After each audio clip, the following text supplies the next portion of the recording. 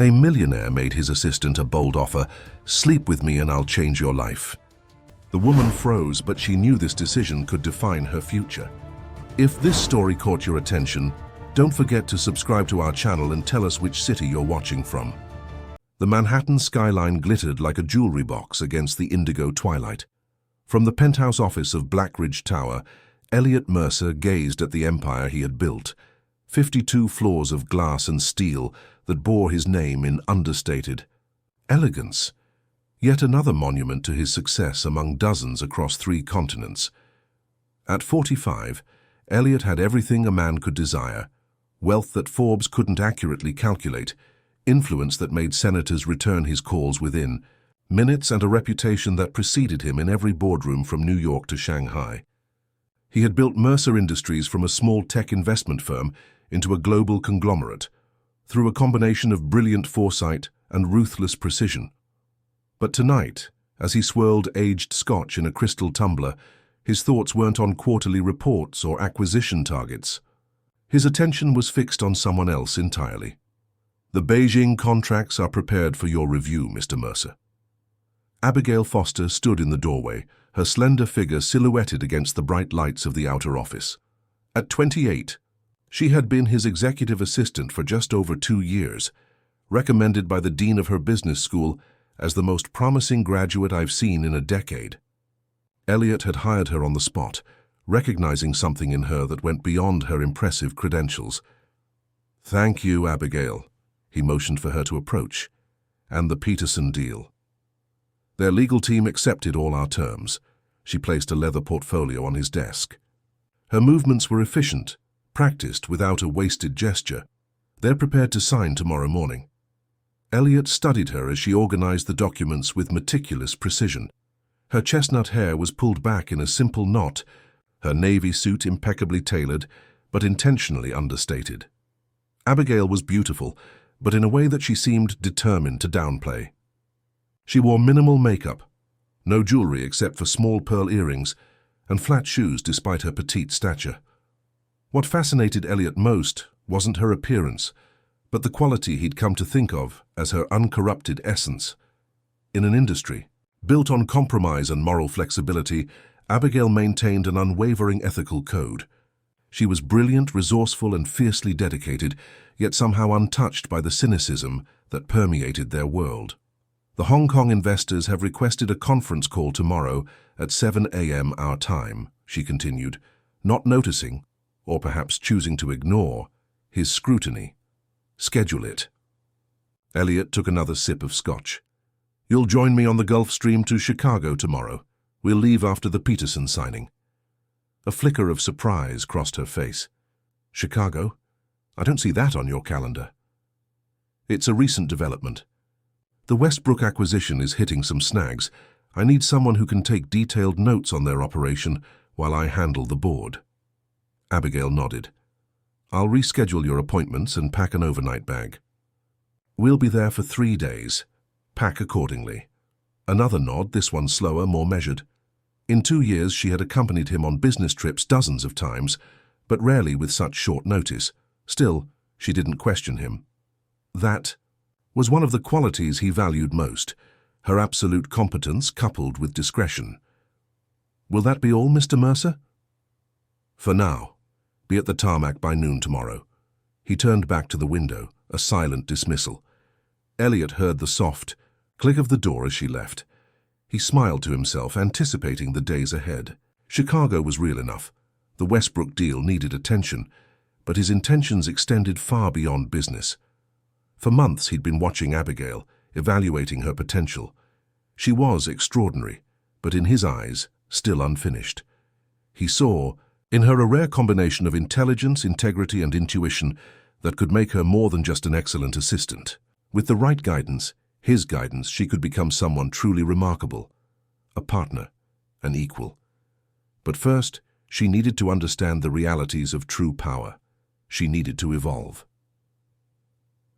The Gulfstream G650 sliced through clouds at $45,000 feet, its cabin a cocoon of luxury isolated from the world below. Abigail sat across from Elliot in a buttery leather seat, her laptop open, as they reviewed acquisition documents. Their supply chain is inefficient, she noted, highlighting figures on a spreadsheet. If we consolidated their Midwest distribution centers, we could cut costs by 17% in the first year alone. Elliot leaned forward. You weren't asked to analyze their logistics. I noticed the discrepancy when reviewing their financial statements. She met his gaze without hesitation. I thought it might be relevant. A smile played at the corner of his mouth. This was exactly why he valued her. Abigail saw beyond the assigned task, beyond the obvious. She wasn't just processing information, she was finding connections, identifying opportunities. Show me.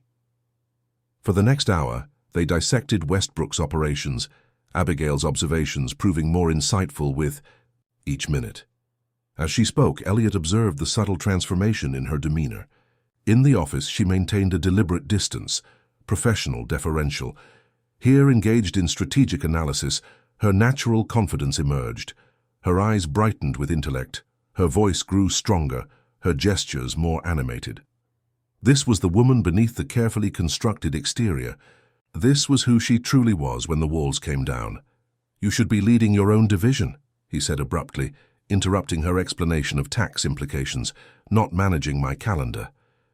Abigail blinked, caught off guard by the shift in conversation. I appreciate that, but I'm learning a tremendous amount in my current position. You're wasting your potential. She closed her laptop, considering her response. With respect, Mr. Mercer, I don't see it that way. Working directly with you provides insights into business operations I couldn't get elsewhere. Call me Elliot. When we're alone, he said, waving away the formality. And don't be diplomatic. You're ambitious. I've seen it from day one. Ambition doesn't mean I'm dissatisfied. But you want more. It wasn't a question.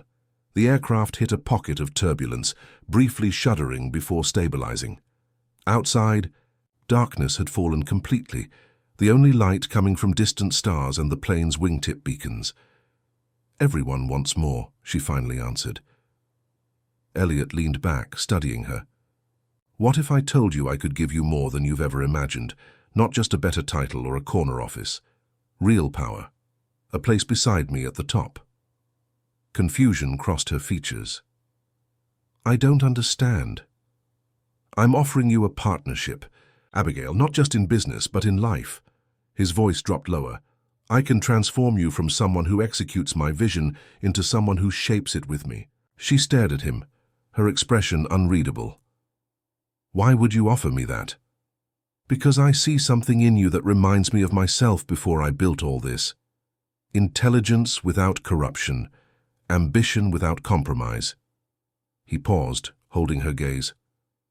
But you need to evolve. The world I operate in requires a different perspective than the one you currently hold.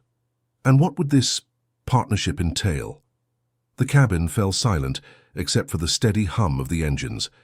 Elliot set down his glass and moved to sit beside her, close enough that she could smell his cologne, sandalwood and something darker, more primal. Sleep with me, and I'll change your life. The words hung in the air between them, stark and unmistakable. Abigail's breath caught, her eyes widening in shock. That's not, she began, then stopped, seemingly unable to find the words. It's not what? Professional? Expected? Elliot's voice remained calm, matter-of-fact. I'm not proposing a tawdry affair, Abigail. I'm offering you transformation, access to a world few ever see, let alone control. She stood abruptly, putting distance between them. I should check on the status of our arrival. You're afraid, he observed. Not of me, but of what accepting might mean, what it might change in you. Abigail turned back, her composure returning like a shield locking into place. You've misread our relationship, Mr. Mercer. I respect you as a businessman, but... Do you think I don't see how you watch me in meetings? How you absorb every decision, every strategy? He stood, closing the distance she'd created. You want to understand power. You want to wield it. I'm offering to show you how. By sleeping with my boss? Her voice held a sharp edge now. That's not power, that's surrender. Is it, Elliot challenged, or is it recognizing an opportunity that comes once in a lifetime? The chance to leap beyond the careful ladder climbing that would take you decades. For a moment something flickered in her eyes, consideration, temptation, possibility. Then it was gone, replaced by cool professionalism. "I'm going to attribute this conversation to the late hour and forget it happened," she said. "I suggest you do the same." As she turned to walk toward the front of the cabin, Elliot spoke, again his words stopping her mid-step. "The board meeting is at 9 tomorrow morning. Take the night to think about what I've said." His tone was confident, unhurried. "My offer remains open, Abigail. The question is whether you're brave enough to accept it." She didn't respond, didn't look back as she disappeared into the forward compartment. Elliot returned to his seat, refilling his glass with practiced ease. He wasn't concerned by her reaction. In fact, he would have been disappointed by immediate acceptance. The worthy ones always resisted at first. It was part of what made them valuable. He gazed out at the endless night sky, patient as only a man accustomed to getting everything he wanted could be. Abigail Foster was extraordinary, but by the time he finished with her, she would be something else entirely, either his greatest achievement or his most fascinating failure. Chicago's skyline glittered beyond the floor-to-ceiling windows of the Peninsula Hotel's executive suite. Abigail stood motionless, staring at the urban panorama without truly seeing it. 3 hours had passed since their arrival, since Elliot had casually instructed her to take the afternoon to consider his proposition before disappearing to meet with Westbrook's CFO. Now, alone in the elegant suite adjoining his, Abigail's mind raced with conflicting thoughts. She'd built her career on intelligence, dedication, and most importantly, integrity. Growing up in a small Pennsylvania town where her father taught high school economics and her mother ran the local library, she'd been raised with crystal clear values: work hard, stay honest, earn every opportunity. How would they react if they knew what she was considering? Abigail moved to the immaculate bathroom, splashing cold water on her face. The woman in the mirror looked back with questioning eyes. She barely recognized herself in this moment of moral crisis. "This isn't who you are," she whispered to her reflection. But wasn't it? Hadn't she always secretly known she was destined for more than organizing someone else's empire? For 2 years, she'd watched Elliot Mercer command rooms with a single gesture, transform failing companies into profitable ventures, and navigate the complex world of global finance with effortless mastery. She'd studied his every move, not just because it was her job, but because something in her hungered for that same power. Her phone buzzed with a text message. She already knew who it was. "Dinner in my suite. 8 p.m. I expect your answer." Short, direct, giving no indication whether he expected acceptance or rejection. That was Elliot's way, creating pressure through the appearance of indifference. Abigail glanced at the time. 6:42 p.m., just over an hour to make a decision that would irrevocably alter the course of her life. She sank onto the edge of the king-sized bed, remembering the first time she'd met Elliot Mercer. She'd been interviewed by 12 executives before being ushered into his office, a minimalist space with views of Central Park. Unlike the others, he hadn't asked about her GPA or her internship experience. Instead, he'd presented her with an ethical dilemma, a hypothetical situation involving manipulated earnings reports and an opportunity to profit while potentially harming investors. "What would you do?" he'd asked, his steel-gray eyes assessing her. Abigail had given the morally correct answer without hesitation. She'd expected that to end her candidacy, knowing Mercer Industries' cutthroat reputation. Instead, Elliot had nodded approvingly. "Everyone else would have told me what they thought I wanted to hear," he'd said. "You told me the truth, even though you believed it might cost you this position." He'd offered her the job on the spot, at a salary that had made her breath catch. Now, 2 years later, she wondered if that had been the beginning of her corruption, the first step toward this moment of temptation. Had he been grooming her all along, testing her boundaries, watching for weaknesses? Abigail moved to the closet where her suitcase lay open. She ran her fingers over the clothes she'd packed, conservative business attire appropriate for meetings with corporate executives. Nothing suitable for what might transpire tonight if she accepted Elliot's proposition. Would it really be so wrong? She wasn't naive about workplace relationships. They happened all the time in corporate America. But this wasn't about romance or even simple desire. Elliot had made that abundantly clear. This was a transaction, intimacy in exchange for access to power. Her phone buzzed again. Westbrook's board is more receptive than expected. We can reshape their entire operation. A normal business update, as if the conversation on the plane had never happened. But Abigail understood the subtext. We. He was already speaking as if they were partners. She picked up the phone, started typing a response, then deleted it. What could she possibly say? Sorry, I'm not the kind of woman who sleeps her way to the top. But that wasn't what he was offering, was it? He wasn't suggesting a tawdry affair or a one-night stand. Elliot was proposing something more profound, a transformation, as he called it. The thought sent an unexpected thrill through her. What would it be like to stand beside Elliot Mercer as an equal, to have the power to make decisions that affected thousands of lives? To be feared and respected the way he was? Abigail closed her eyes, remembering something her father had told her when she'd left for college. Success without integrity is failure in disguise. She'd lived by those words. Until now. The bathroom speaker system chimed softly with a notification from her scheduling app. 20 minutes until she was expected at Elliot's suite. Decision time. Elliot reviewed acquisition documents while waiting, his concentration unbroken despite the anticipation coursing through him. This was the pattern that had served him well throughout his career. Absolute focus on the task at hand, regardless of surrounding circumstances. Yet, as the clock approached 8, he found himself checking the time with uncharacteristic frequency. Abigail had always been precisely punctual. If she intended to reject his proposition, she would do so at exactly 8 o'clock, maintaining the professional boundaries she valued so highly. At 7:58, his phone remained silent. No message declining his dinner invitation.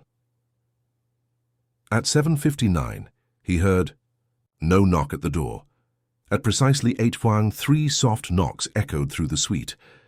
Elliot allowed himself a small smile before rising to answer. When he opened the door, Abigail stood in the hallway, her expression unreadable but her presence alone communicating her decision. "Come in," he said simply, stepping aside.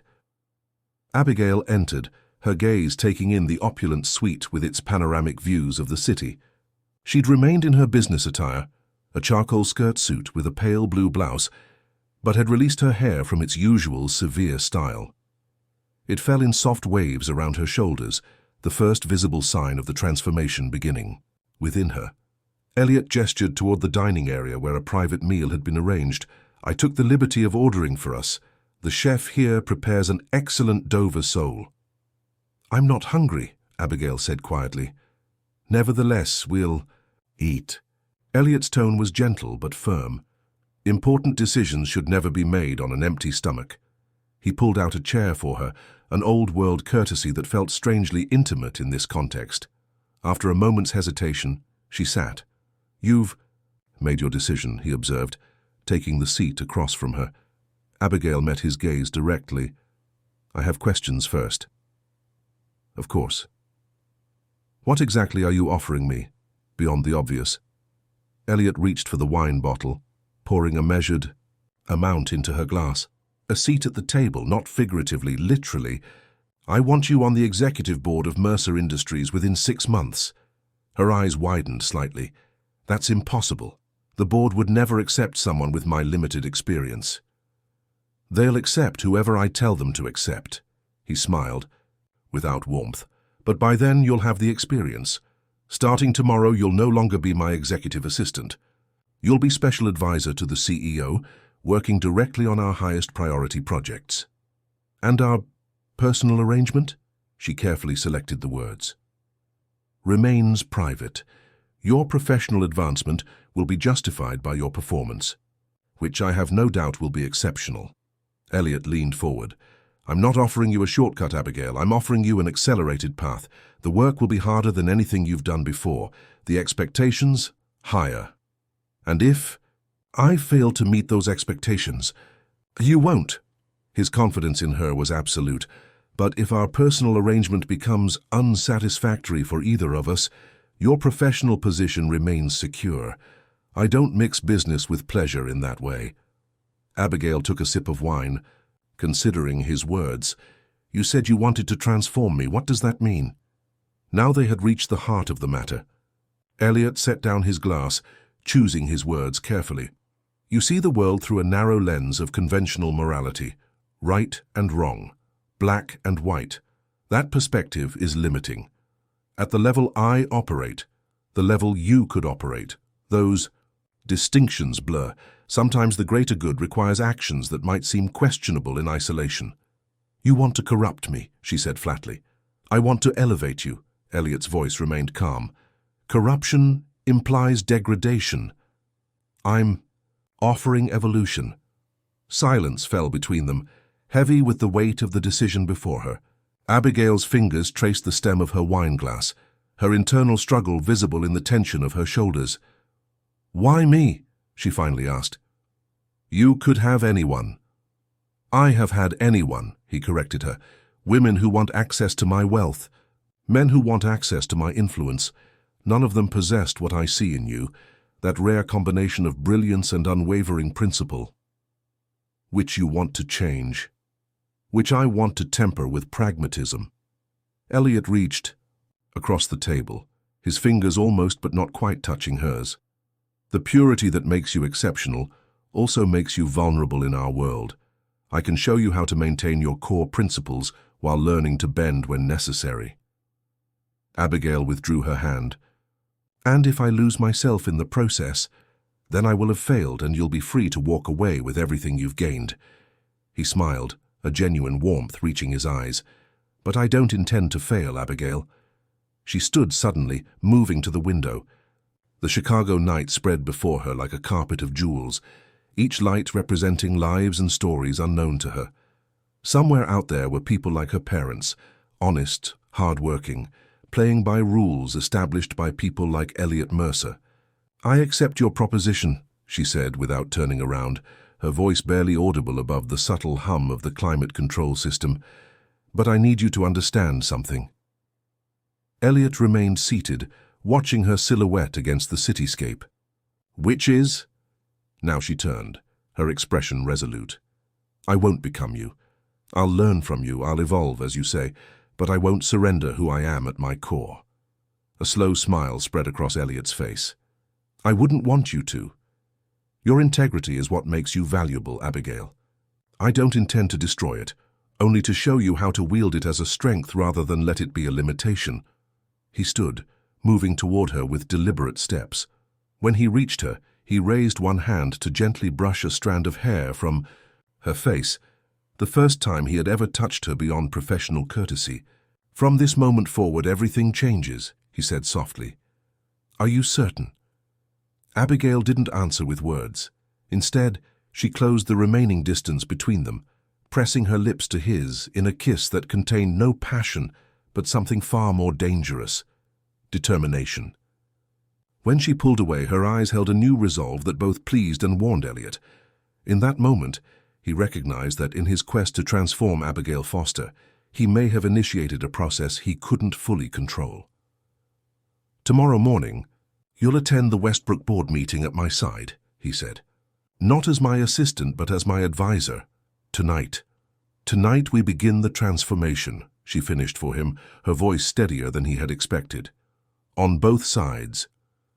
Elliot's eyebrow raised slightly at her unexpected assertion. Perhaps she already understood more than he had given her credit for. Both sides, he echoed. You want to change me, Abigail said with newfound confidence, but relationships, even business relationships, transform everyone involved. You won't be the same after this either, Elliot. For the first time in years, Elliot Mercer felt a flicker of uncertainty. It was an unfamiliar sensation, but not entirely unwelcome. Then let's begin, he said, taking her hand and leading her toward the bedroom. Behind them, the untouched meal grew cold, forgotten in the wake of decisions that would reshape both their lives in ways neither could fully anticipate. 6 weeks had passed since that fateful night in Chicago. 6 weeks of dizzying change, that had left Abigail breathless, exhilarated, and increasingly uncertain about the woman she was becoming. The Westbrook acquisition had been completed with ruthless efficiency. Elliot had introduced her to the board not as his former assistant, but as a strategic advisor whose insights had identified critical efficiencies that would save the company millions. She had sat at his right hand during negotiations, her suggestions taken as seriously as those from executives with decades more experience. Now, as she stood before the full-length mirror in her new Upper East Side apartment, paid for by her substantial signing bonus as Senior Vice President of Strategic Development, Abigail barely recognized her reflection. Gone was the conservative wardrobe that had defined her professional identity. Tonight she wore a black Valentino dress that hugged her curves before falling to mid-thigh, paired with Christian Louboutin heels that Elliot had sent to her apartment that morning. Her chestnut hair, once perpetually bound in a tight knot, cascaded in soft waves around her shoulders. Subtle makeup-enhanced features she had previously downplayed. "You look perfect," Elliot said, appearing in the doorway behind her. He approached, placing his hands on her shoulders as he assessed their reflection together. "Are you ready for tonight?" Tonight was her official introduction to New York's elite business circle, a charity gala where billionaires and power brokers gathered to network under the guise of philanthropy. It would be her first public appearance as Elliot Mercer's protégé. "I'm prepared," she answered carefully, meeting his gaze in the mirror. "That's not what I asked." His hands moved from her. Shoulders to her waist, a casual intimacy that still felt foreign despite their weeks together. Abigail turned to face him. "What's my objective tonight?" "Always the strategist." Elliot smiled with approval. "3 things. Make an impression. On Lawrence Chen from Meridian Capital. He's considering us for their new development fund. Keep Patricia Winters engaged. Her husband sits on the zoning commission we need for the Brooklyn project. And most importantly, observe how power operates outside the boardroom. What specifically should I be looking for? The things people reveal when they believe they're among equals. The alliances formed over champagne that translate to billion-dollar deals months later." His eyes locked with hers. "Think of tonight, as your coming-out party to a world few ever see." Abigail nodded, suppressing the flutter of anxiety in her stomach. 6 weeks ago, she would have been coordinating Elliot's schedule for such an event, not attending as his equal. The velocity of her ascent was dizzying. "One more thing," Elliot said, reaching into his pocket. He withdrew a slim velvet case. "This completes tonight's ensemble." Inside lay a diamond necklace, elegant, understated, but unmistakably valuable. Before she could protest, he moved behind her, fastening it around her neck.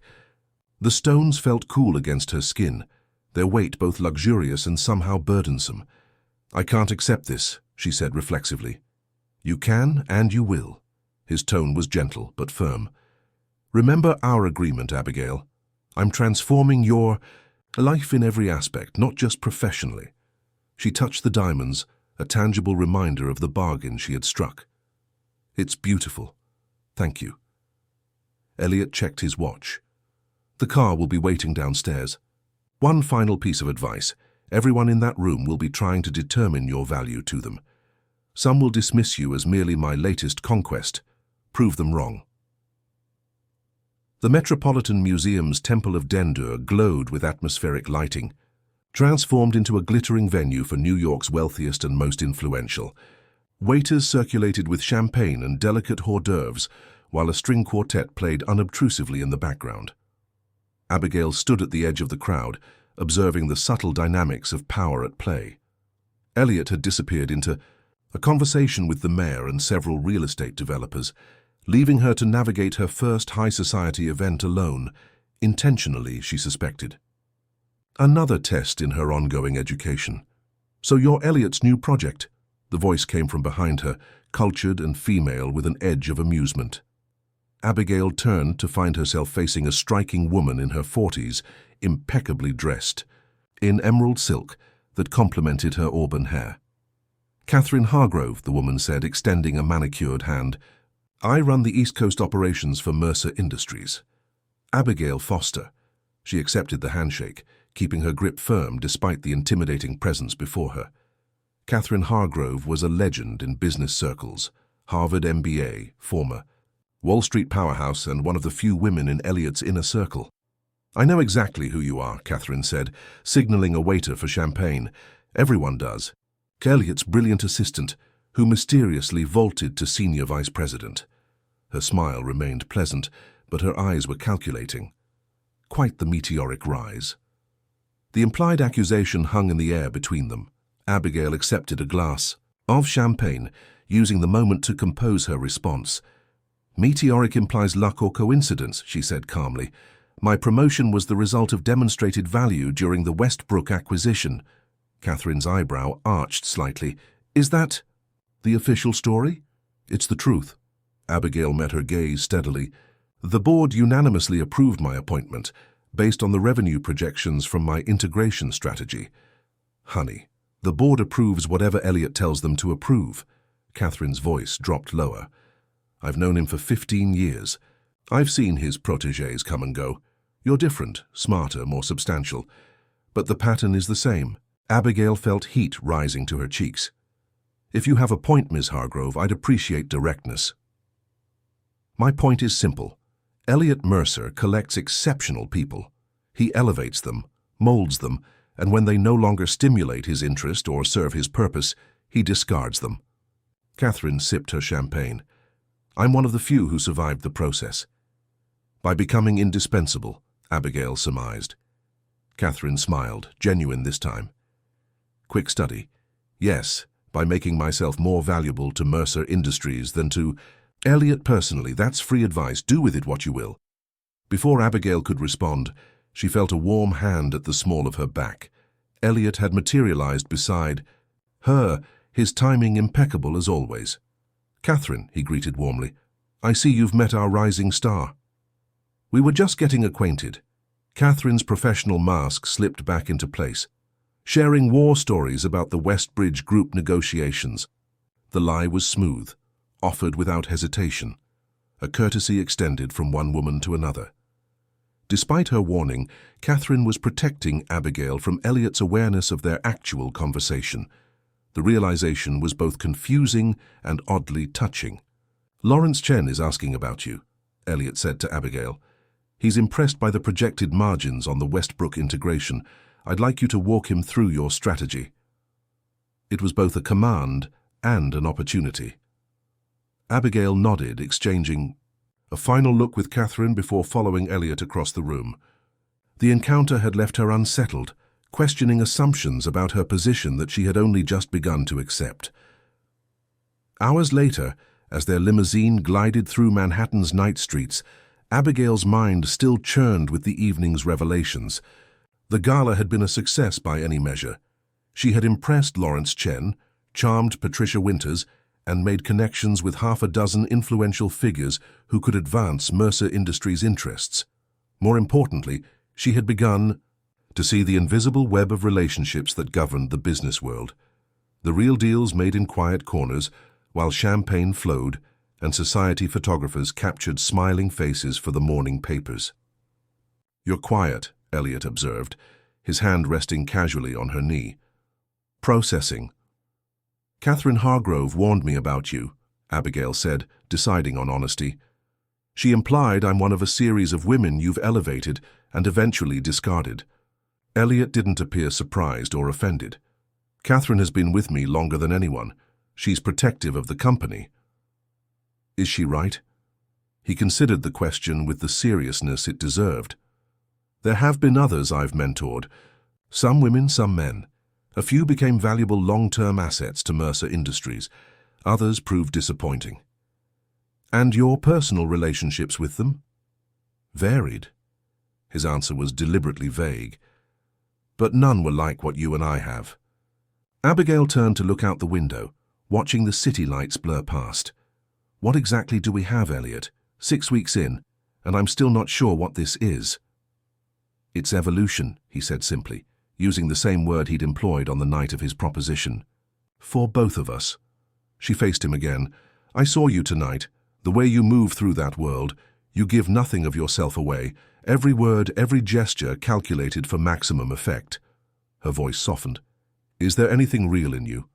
For a moment, something vulnerable flashed in Elliot's eyes, so quickly Abigail might have imagined it. Then his usual controlled expression returned. "What's real is what I've built," he said.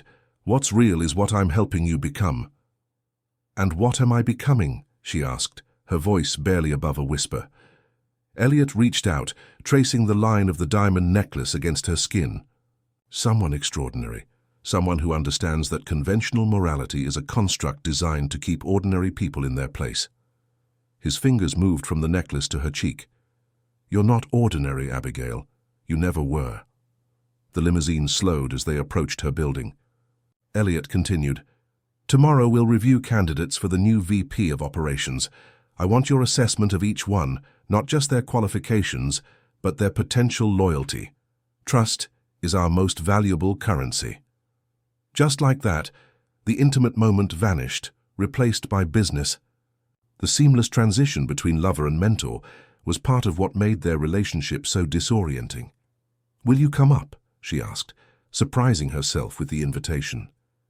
Usually, Elliot determined when they would be together. He glanced at his watch. "I have calls with Singapore in 30 minutes. His expression softened slightly. "But I can reschedule. Tonight was important for you.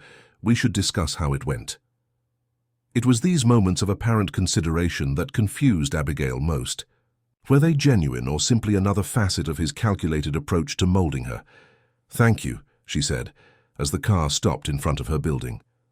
Upstairs in her apartment, a space she still didn't fully feel was hers despite having lived there for a month, Abigail kicked off the uncomfortable Louboutins and poured 2 glasses of the ridiculously expensive scotch Elliot had stocked in her bar. "You exceeded expectations tonight," Elliot said, accepting the glass she offered. "Lawrence Chen was particularly impressed. He's requested you attend the presentation to their investment committee next week."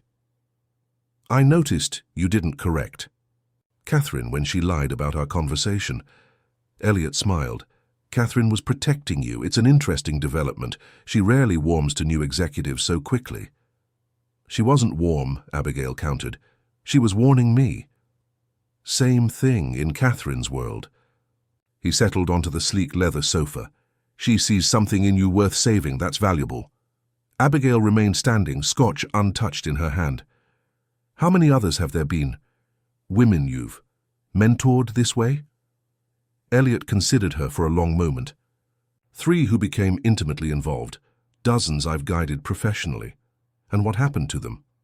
The professional protégés? Most still work for me in various capacities. He took a slow sip of scotch. As for the others, Amanda runs our Tokyo office now. Sophia left to start her own company, quite successfully.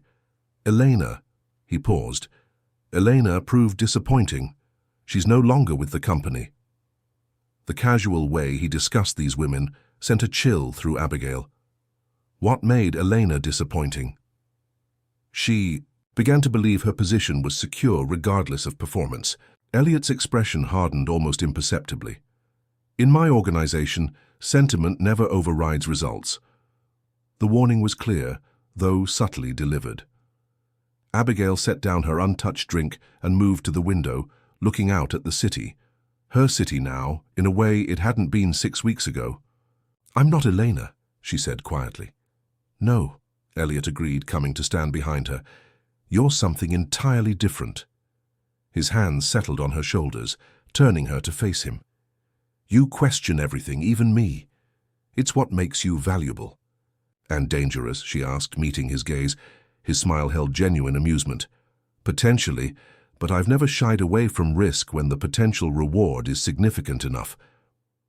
Abigail felt the familiar dichotomy that had characterized their relationship from the beginning. The intellectual respect coupled with physical attraction. The mentor and predator existing simultaneously in one man. 6 weeks ago, she had been a highly competent professional with uncompromising ethics. Now she stood in an apartment paid for by the company, wearing a dress and diamonds provided by her lover mentor, strategizing about corporate maneuvers that would affect thousands of lives. What was she becoming? And was the transformation something she could survive with her core self intact? "You're overthinking," Elliot murmured, his lips brushing her temple. Let it go for tonight. Tomorrow you can resume analyzing every angle. His kiss silenced the conflicting voices in her mind, the remnants of the woman she had been arguing with the woman she was becoming. As she surrendered to the physical connection between them, Abigail wondered if this was part of his strategy. 2. Using intimacy to quiet the doubts that might otherwise take root.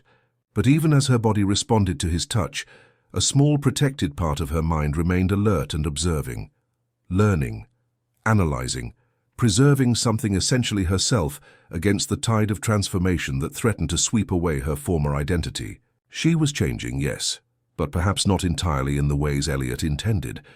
4 months into her transformation, Abigail Foster had become a force within Mercer Industries.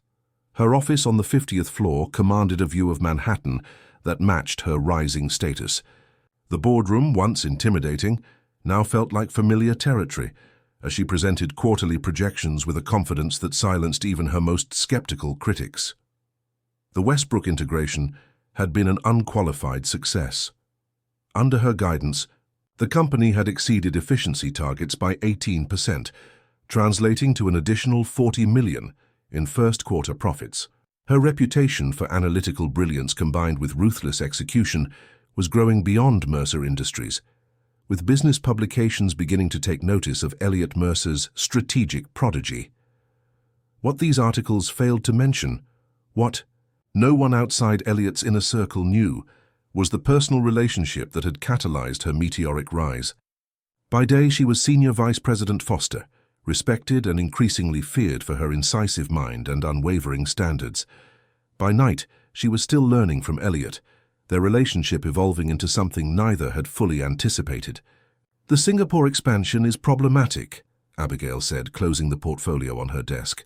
She'd been reviewing market analyses since 5 that morning, searching for hidden patterns in the data. "There's too much political instability in the region. The regulatory environment could shift overnight." Elliot leaned against her office window, silhouetted against the morning sun. "The potential returns justify the risk. Not if we lose everything to nationalization." She stood, moving, around her desk to stand beside him. "We should focus on Vietnam instead. Similar market opportunity with half the political exposure." "The board has already approved Singapore." "The board will approve whatever you tell them to approve," Abigail echoed Catherine Hargrove's words from months earlier. "Or whatever I convince them is the safer bet." Elliot turned to face her, eyebrow raised at her boldness. "You'd challenge me directly in the boardroom?" "If necessary." Her gaze didn't waver. "Isn't that why you wanted me here, for my judgment, not my obedience?" Something like pride flickered in his eyes. "Present your analysis at tomorrow's meeting. If you can convince the board, we'll pivot to Vietnam." This was new territory in their relationship, professional disagreement without Elliot asserting, automatic authority. Abigail recognized it for what it was, a significant shift in their power dynamic. "There's something else we need to discuss," Elliot continued, his tone shifting. "The Chen acquisition. Lawrence is getting cold feet about the valuation." Meridian Capital's investment had become a cornerstone of their expansion strategy. If Lawrence Chen backed out now, it would delay critical projects by months. What changed? He was enthusiastic at the presentation last month. His board is pressuring him to diversify beyond American holdings. Political concerns about U.S.-China relations. Elliot's expression revealed nothing of his thoughts. "He's flying in tonight. I've arranged dinner at Daniel, just the 3 of us." Abigail nodded, immediately understanding her role. Lawrence had developed a professional admiration for her that bordered on personal interest, something Elliot had encouraged rather than discouraged. "You want me to reassure him," she stated flatly. "I want you to secure his commitment." Elliot's eyes met hers, "By whatever means necessary." The implication hung between them, unspoken but unmistakable. For the first time, Elliot was suggesting she use more than her intellect to advance company interests. "That's not part of our arrangement," Abigail said carefully. "Our arrangement is that I transform you into someone who understands how real power works." Elliot's voice remained conversational, as if they were discussing market fluctuations rather than potential moral boundaries. Sometimes power requires personal sacrifice for greater gain. You're asking me to manipulate him. I'm asking you to recognize the tools at your disposal and use them effectively. Elliot moved closer, his presence as always both commanding and magnetic. Lawrence respects your mind, but he's also attracted to you. That's leverage. In our world, failing to use available leverage is negligence. Abigail turned away, looking out at the city sprawled beneath them. 4 months ago, she would have been appalled by such a suggestion. Now she found herself analyzing it dispassionately, weighing ethical considerations against strategic advantage. "I'll handle Lawrence," she finally said, "but I'll do it my way." Elliot smiled, satisfied. "That's all I ask." After he left, Abigail remained at the window, watching clouds cast moving shadows across the urban landscape. She'd changed in ways both obvious and subtle since accepting Elliot's proposition. Her wardrobe, her address, her title, these were the external transformations, visible to anyone. The internal changes were more complex and, in some ways, more troubling. She found herself viewing people as assets or obstacles, evaluating relationships in terms of strategic value rather than genuine connection. Decisions that would once have triggered moral qualms now registered merely as tactical choices. The world had become a game board, with everyone, including herself, positioned as pieces to be moved for maximum advantage. Was this the transformation Elliot had promised? Or was she losing something essential in the process? Her phone buzzed with a text from Catherine Hargrove. "Drinks tonight? Important matter to discuss." Abigail hesitated before responding. "Have dinner with Elliot and Jen tomorrow?" Catherine's reply came immediately. "Make time tonight after your dinner. It concerns M." A warning flag went up in Abigail's mind. Catherine never used initials in text messages, too easy to misinterpret. The deliberate obscurity suggested sensitivity about the subject matter. "My place, 11 p.m., Abigail responded, curiosity overriding caution. Daniel Restaurant glowed with understated elegance, its Michelin-starred ambiance providing the perfect backdrop for high-level business. Discussions disguised as social occasions.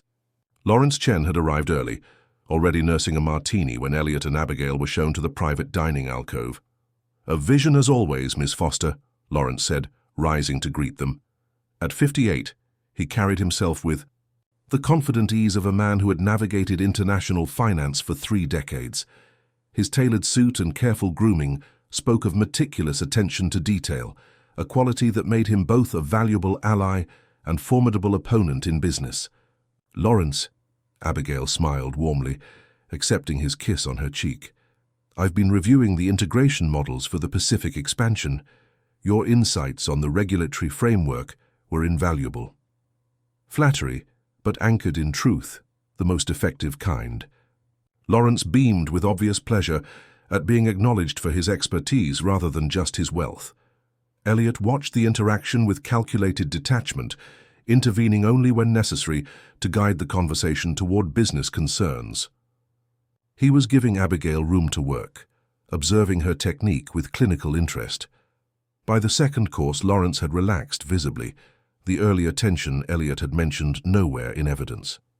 By dessert, he was leaning toward Abigail, his body language open and engaged as she outlined potential modifications to the investment structure that would distribute risk while maintaining projected returns. "Your understanding of cross-border finance is impressive," Lawrence said, refilling her wine glass without asking. "Most Americans fail to grasp the nuances of operating in Asian markets." "I recognize the limits of my knowledge," Abigail replied with carefully calibrated humility. "Which is why your involvement is so crucial to our success. This partnership needs your expertise, Lawrence." The strategic vulnerability worked exactly as intended. Lawrence's expression softened further. "Perhaps we should continue this discussion over drinks at my hotel," he suggested. "The Peninsula Bar makes an excellent nightcap." Elliot's eyes met Abigail's briefly, a silent communication passing between them. The opening had been created exactly as planned. "Unfortunately, I have another commitment this evening," Elliot said smoothly, checking his watch. "But I'm sure Abigail could spare another hour to address any remaining concerns you might have." Lawrence's pleasure at this development was poorly concealed. "Excellent. My car is waiting whenever you're ready." 20 minutes later, Elliot departed with a collegial handshake for Lawrence and a whispered, "Remember what matters," for Abigail. She watched him leave with conflicted emotions, part of her resenting being placed in this position, another part determined to prove she could navigate it successfully. In the back of Lawrence's Maybach, Abigail made her decision. She would secure his commitment, but on her terms, not through implied promises or manipulation of his attraction, but through something far more powerful: intellectual respect, combined with exclusivity. "Before we continue our discussion," she said, as they settled into a quiet corner of the hotel bar, "I should be transparent about something." Lawrence leaned forward, anticipation evident in his posture. "Elliot and I have a personal relationship beyond our professional roles," Abigail stated calmly. "I believe in beginning any potential partnership with complete honesty." Lawrence's expression flickered through surprise, disappointment, and finally respect. "I appreciate your directness. Few in our circles value transparency, which is precisely why this partnership matters to me," she continued. "Your reputation for ethical dealing stands out in an industry where that quality is increasingly rare. The Meridian investment represents more than capital infusion. It's an alignment of values." It was a calculated risk, acknowledging the personal situation while redirecting toward shared principles. For a moment, Abigail wasn't certain it would work. Then Lawrence nodded slowly. "You're not what I expected, Ms. Foster. Abigail, please." "Abigail," he smiled, the earlier tension dissolving into something more genuine. "Let's discuss how we might structure this investment to reflect those shared values." For the next hour, they engaged in substantive discussion about governance models that would protect both parties' interests while advancing their mutual goals. By midnight, Lawrence had verbally committed to the full investment amount, with only minor modifications to the terms. As they parted in the hotel lobby, Lawrence took her hand. "Elliot Mercer is a fortunate man, in business and otherwise. I look forward to working with you both." In the taxi heading back to her apartment, Abigail felt a complex mixture of emotions. She had secured Lawrence's commitment without compromising her principles, but she had done so by weaponizing the truth about her relationship with Elliot, using it as a strategic tool rather than treating it as a private matter. Was that really so different from what Elliot had suggested? The line between manipulation and strategic communication suddenly seemed thinner than she'd once believed. Catherine Hargrove was waiting in the lobby of Abigail's building when she arrived.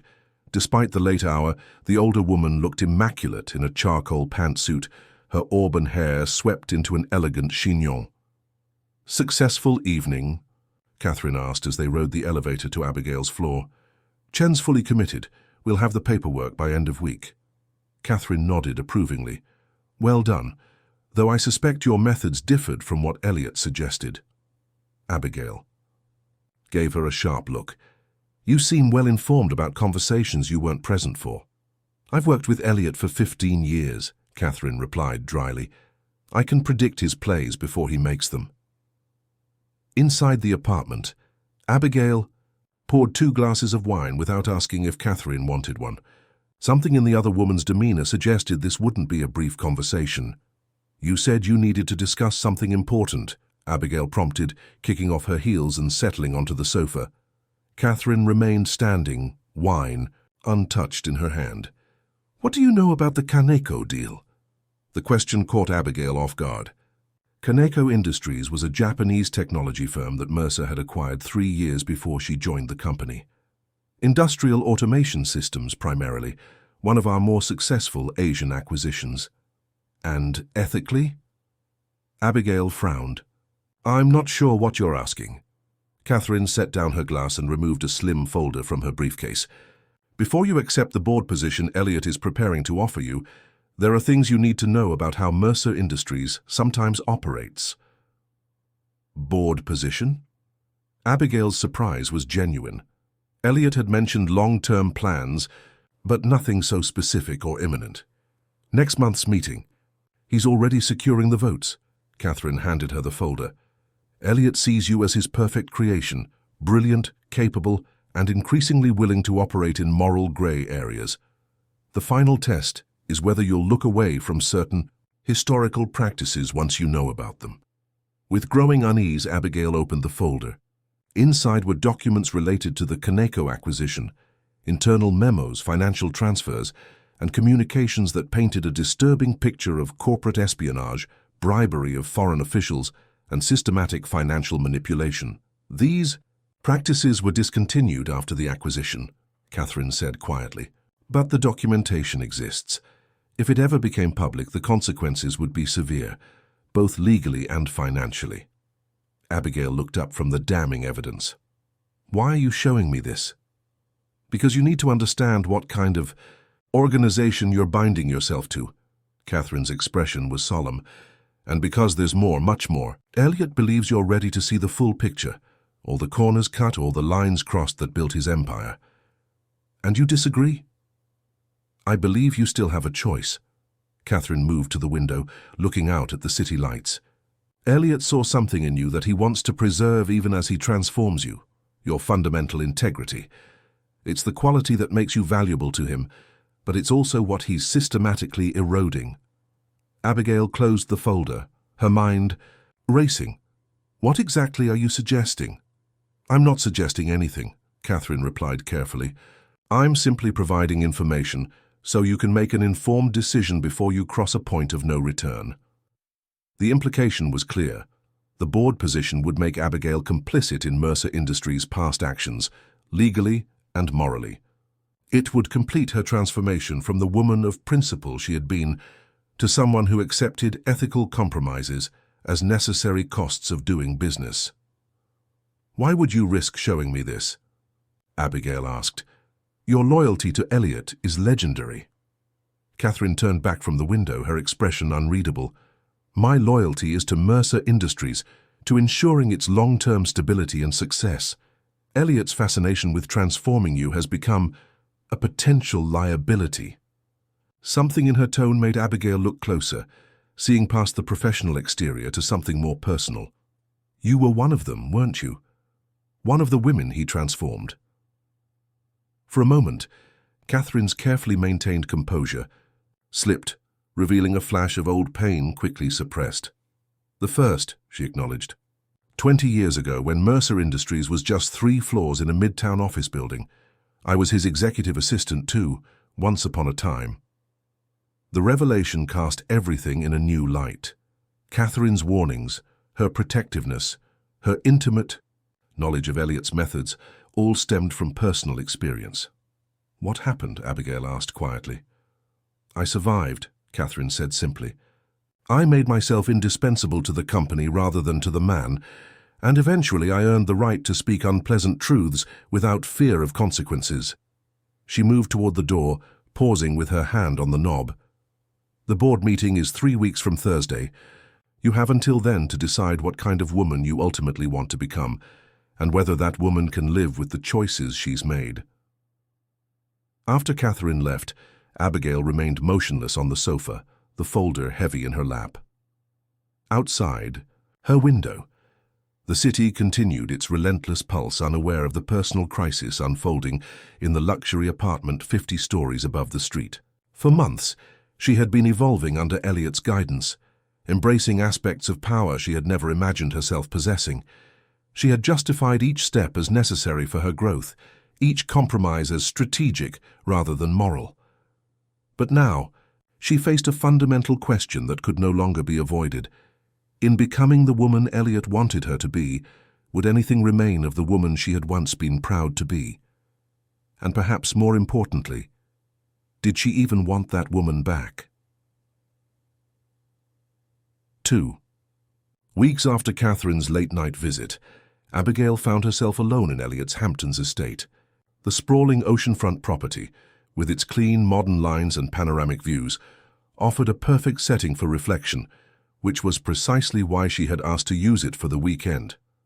Elliot had agreed without question, seeming pleased by her desire for solitude before the upcoming board meeting. She stood barefoot on the deck, watching waves crash against the private beach below. The folder Catherine had given her lay open on the glass table beside an untouched cup of coffee. For 14 days, Abigail had carried its contents like a stone in her heart, reviewing the evidence again and again while continuing her daily responsibilities without missing a beat. In that time, she had also done something Catherine hadn't anticipated. She had quietly conducted her own investigation into Mercer Industries' business practices, leveraging her position to access records normally restricted even to executives of her rank. What she discovered was both better and worse than she had feared. The Kaneko situation wasn't an isolated incident. In the company's early years, Elliot had operated with a ruthlessness that occasionally crossed legal and ethical boundaries. However, as Mercer Industries grew, its practices had evolved toward legitimacy, not from moral awakening, but pragmatic recognition that a corporation of its size couldn't risk the exposure of questionable methods. The transformation of Mercer Industries mirrored the transformation Elliot was attempting with her, from raw, unrestrained ambition to disciplined, calculated power. Her phone vibrated on the table. Elliot's name appeared on the screen alongside a simple message. "Dinner tonight? Need to discuss board preparations." The timing wasn't coincidental. Elliot never did anything without purpose, and this invitation, on her supposed weekend of solitude, had specific intent. He had given her space to process whatever Catherine had shared, and now he wanted to gauge her reaction. "I'll cook at the house," she replied. 8 p.m. The response came immediately. "Looking forward to it." Abigail returned her attention to the ocean, her mind surprisingly calm despite the weight of her impending decision. In less than a week, she would either accept a board position that tied her permanently to Elliot's empire or, what? Walk away from everything she had gained, return to being an anonymous executive assistant with untapped potential. The choice wasn't that simple, and she knew it. For Elliot arrived precisely at 8, bringing an expensive bottle of wine and the confident air of a man who believed he understood every variable in play. He found Abigail in the kitchen, putting finishing touches on a meal she had prepared herself, rather than using the private chef who normally staffed the property. "Cooking now?" he asked, brushing his lips against her cheek as he set down the wine. "Another hidden talent." "Hardly hidden," Abigail replied. "I mentioned growing up cooking with my grandmother several times." Elliot paused, the briefest flash of discomfort crossing his features. It was true. She had shared that detail during their early conversations. His failure to remember revealed something important. For all his careful study of her professional capabilities, he had paid little attention to the personal history that had shaped her. "Of course," he recovered smoothly. "The recipe from Pennsylvania." Abigail smiled, knowing he was guessing. "Massachusetts, actually. My grandmother was from Gloucester." The correction was gentle but deliberate. 6 months ago, she would have let the error pass, unwilling to make him uncomfortable. Now she understood that. Small assertions of truth were essential to maintaining her core self amid transformation.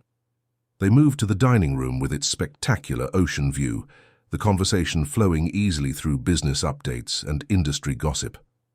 To a casual observer, they would have appeared to be any successful couple sharing the details of their respective days. Only in the careful way they watched each other, assessing, analyzing, would the true nature of their relationship have been revealed. "Catherine." "Came to see you," Elliot said finally, refilling their wine glasses. Not a question, but a statement of fact. Abigail met his gaze steadily. 2 weeks ago. And showed you documentation regarding Kaneko. Again, not a question. "Yes." Elliot nodded, unsurprised. "I expected she might. Catherine has appointed herself the company's moral compass, a role that occasionally conflicts with her executive responsibilities. Is the documentation authentic?" "Every page," he confirmed without hesitation. "Those decisions were made at a different stage of the company's development, under different circumstances. Circumstances that justified corporate espionage and bribery. Abigail kept her tone neutral, genuinely curious about his rationalization. Elliot considered her for a long moment. The global marketplace in which we operate doesn't reward moral purity, Abigail. It rewards results. The methods evolve as the stakes change, but the principle remains constant. Identify the objective and remove obstacles to achieving it. By any means necessary? By the most efficient means available, balanced against potential consequences. He leaned forward. That's the reality of power at our level. The question isn't whether you approve of past decisions, it's whether you're capable of making similar difficult choices when circumstances demand them. Abigail rose, moving to stand before the floor-to-ceiling windows. The ocean had turned silver in the moonlight, its surface rippling with potential energy. "I've been thinking about transformation," she said quietly. "Yours, mine, the company's." Elliot remained seated, watching her with the intensity that had first drawn her to him, that laser focus that made whoever held his attention feel simultaneously elevated and exposed. "And your conclusions?" Abigail turned to face him. "You've been cultivating me like one of your acquisitions, identifying potential, strategically investing resources, eliminating obstacles to growth. The end goal isn't just my professional advancement, it's creating a perfect complement to yourself. Someone who thinks like you, operates like you, but brings fresh perspective and energy." His smile held genuine appreciation, perceptive as always. "But there's something you miscalculated," she continued. "You wanted to transform me without destroying what made me valuable to you in the first place, my integrity, my different perspective. You can't have both, Elliot. Either I maintain my core self and remain different from you, or I become what you want and lose what attracted you initially." Elliot stood now, moving to join her at the window. "You underestimate yourself. The truly exceptional can evolve without surrendering their essence. That's why I chose you, Abigail. Not because you could be molded into my image, but because you could absorb the lessons of power while maintaining your unique identity." "A beautiful theory," she acknowledged. "But is that what happened with the others, with Catherine?" His expression tightened almost imperceptibly. "Catherine made her choices, as did Amanda and Sophia. And Elena? The disappointment?" "Elena refused to evolve beyond a certain point," Elliot said after a pause. "She wanted the benefits of transformation without the necessary sacrifices." Abigail turned fully toward him. "What happened to her, Elliot?" "She resigned and received a generous settlement." His voice remained even. "She now runs a small non-profit in Seattle, well away from the corporate world she ultimately couldn't adapt to." The answer was plausible, possibly even true. But Abigail had learned enough about Elliot Mercer to recognize when he was withholding details that might change the narrative. "I accessed the company records," she said quietly. "All of them, including the restricted executive archives."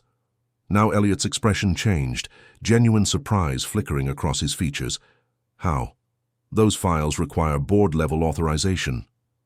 "I have resources of my own," Abigail replied, deliberately vague.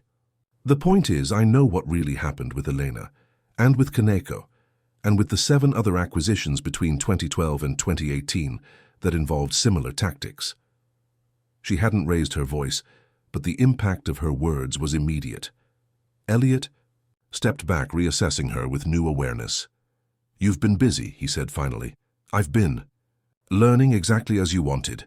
She moved to the table, retrieving a folder much thicker than the one Catherine had provided. "This is what transformation really looks like, Elliot. Not just accepting difficult truths, but actively seeking them out. Not just understanding power, but preparing to wield it." He opened the folder, scanning its contents with growing appreciation. "You've compiled quite the insurance policy." "I prefer to think of it as due diligence," Abigail returned to the window. "The board meeting is in 4 days. Before I accept the position you've arranged for me, I needed to understand exactly what I was agreeing to, the complete picture, not just the carefully curated portions you and Catherine have chosen to share." Elliot closed the folder, studying her with new eyes. "And now that you have this complete picture," the moment of truth had arrived. Abigail had rehearsed this conversation mentally for days, calculating possible responses and counter-responses like moves in a chess game. Another, skill she had developed under Elliot's tutelage. "I want 3 things," she said calmly. "First, complete autonomy over the new Pacific Division, including staffing and strategic direction. Second, a commitment to ethical compliance moving forward, not because it's morally right, but because the company has grown too large to risk the exposure of past practices." Elliot nodded slowly. "And the third?" "Honesty between us." Abigail moved closer to him. Not manipulation disguised as mentorship, not strategic revelations timed for maximum impact. If we're to be partners in any sense, professional or personal, it has to be built on truth. Even when the truth is uncomfortable, Elliot challenged. Especially then. Silence stretched between them, filled with the sound of distant waves and the weight of decisions that would shape both their futures. Elliot's expression remained unreadable as he processed her demands, or perhaps more accurately, her terms of engagement. "You know I could refuse," he said finally. "I could have the board nomination withdrawn. I could reassign you to a position with no real influence. I built this company. I control it absolutely." "You could," Abigail agreed. "And tomorrow morning, every news outlet in the country would receive copies of the documentation I've gathered, along with my sworn statement about how it was obtained." She paused, letting the implication sink in. "But that's not what either of us wants." For the first time since she had known him, Elliot Mercer looked genuinely uncertain. The man who had orchestrated her transformation now faced the unexpected consequences of his success. "What do you want, Abigail?" he asked, his voice unusually soft. "Beyond the 3 conditions, what's the endgame here?" The question struck at the heart of everything. Her ambitions, her identity, her relationship with the man who had irreversibly changed her life. "I want what you promised me that night on the plane," she answered truthfully. "Transformation. Into someone who understands power and can wield it effectively, but on my terms, shaped by my principles, not as a reflection of yours." Elliot's expression shifted through surprise, calculation, and finally something resembling respect. "You're remarkable," he said quietly. "Everything I hoped for, and something I never anticipated. Is that a yes to my conditions?" He moved toward her, stopping just short of touching her. "It's a recognition that our relationship has evolved beyond my original design. The student is ready to become a partner, albeit one with her own agenda." "That was always the risk of choosing someone with integrity," Abigail observed. "Eventually, that integrity would assert itself, even against you." Elliot smiled, a genuine expression that transformed his usually guarded features. "Catherine warned me about you. She said you were different, that you wouldn't break as the others had. I should have listened more carefully. Why didn't you?" "Arrogance," he admitted with surprising candor. "The belief that my vision for your transformation was superior to any alternative you might choose for yourself." Abigail considered him thoughtfully. "And now?" "Now I find myself in the unfamiliar position of negotiating with someone who holds genuine leverage." The admission seemed to cost him something, but also to liberate him in a strange way. "Your conditions are acceptable, with one modification." "Which is?" "The Pacific Division operates with your autonomy, but final approval on major strategic decisions remains shared between us." His gaze held hers steadily. "True partnership means neither of us has absolute control." Abigail nodded slowly. "Agreed. Then I believe we have a new understanding." Elliot extended his hand formally, as if sealing a business arrangement. Abigail accepted the handshake, feeling the weight of the moment, not an ending, but a recalibration of power that would define their relationship moving forward. "The board meeting will proceed as planned," Elliot continued, "but your nomination will come with the announcement of the new Pacific Division under your leadership. We'll present it as a strategic restructuring to capitalize on emerging markets." "And us?" Abigail asked quietly. "What becomes of our personal relationship now that the professional dynamic has changed?" Elliot's expression softened. "That Depends entirely on whether what exists between us is solely about power and transformation, or something more genuine. It was the question she had been asking herself for months, separating her ambition from her emotions, her strategic calculations from her genuine feelings. Standing before him now, having asserted her independence and secured her position, Abigail could finally answer honestly. "I think we need to find out," she said, reaching for his hand. "Without the manipulation, without the power games, just two people discovering if there's something real beneath all the strategy." Elliot interlaced his fingers with hers, an unexpectedly vulnerable gesture from a man who calculated every move. That would be the most challenging transformation of all, for both of us. "Yes," Abigail agreed softly. "It would." They stood together at the window, watching moonlight dance across the waves. For the first time since that fateful night on the plane, they faced each other as equals, not through Elliot's orchestration, but through Abigail's assertion of her own power. The future stretched before them, uncertain but full of possibility. Abigail had become something more than she had been, but not at the cost of her essential self. She had learned to navigate the complexities of power without surrendering her core principles. She had evolved without breaking, and in that evolution lay her greatest victory. 3 days later, Abigail Foster stood before the Mercer Industries Board of Directors, her proposed appointment the primary agenda item.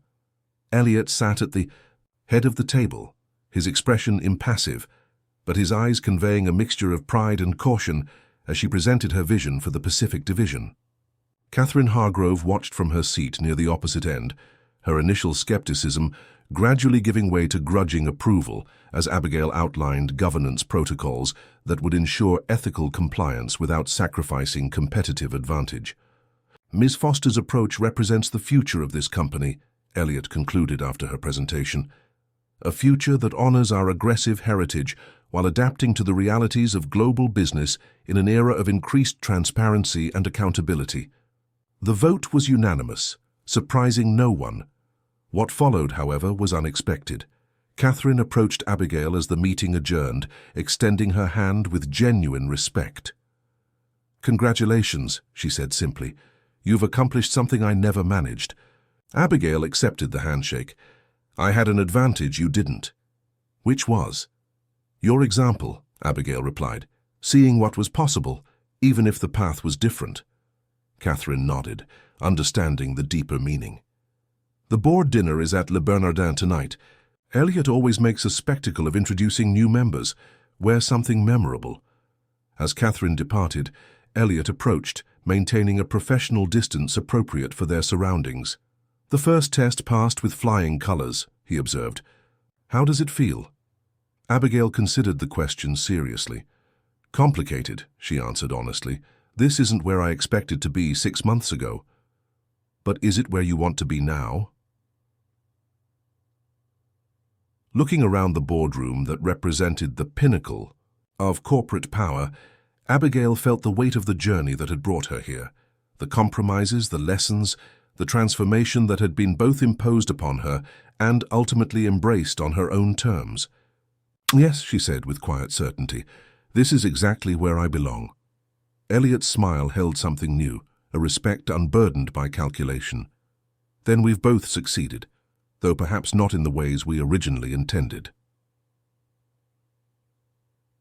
As they walked together toward the elevator, maintaining the careful distance of professional colleagues, Abigail reflected on the proposition that had started this journey.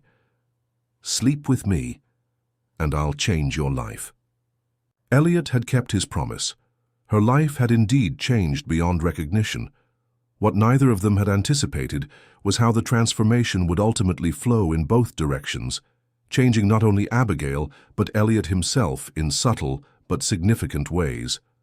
In the gleaming elevator descending from the pinnacle of Mercer Tower, Abigail caught their reflection in the polished brass panels, two figures standing not in the relationship of mentor and protégé, but as equals forged through mutual challenge and unexpected growth. The doors opened onto the lobby, and together they stepped into a future neither had fully envisioned, but both had helped create.